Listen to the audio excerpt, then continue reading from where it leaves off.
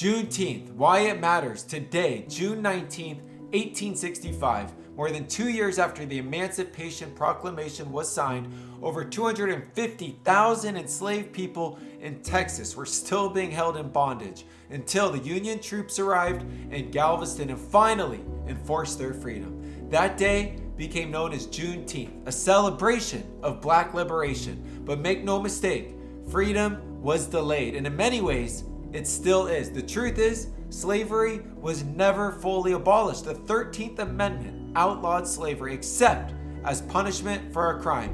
And that loophole created the foundation for over-policing, mass incarceration, and forced prison labor that continues to this day.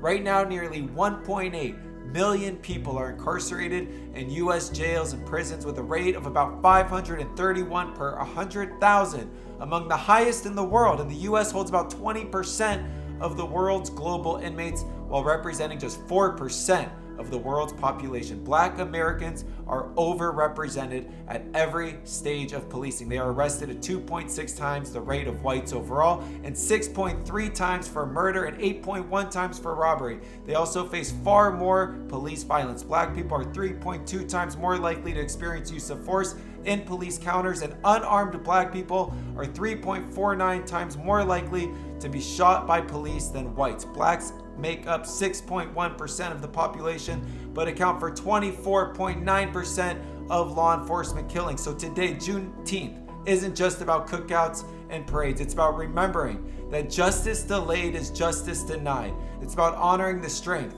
the pain, and the joy of those who endured centuries of slavery and never stopped fighting for freedom. In 2021, Juneteenth finally became a federal holiday, but here's the truth. Symbolic holidays mean nothing without real change, and we're still dealing with systemic racism, with police brutality, with voter suppression, a wealth gap rooted in stolen labor.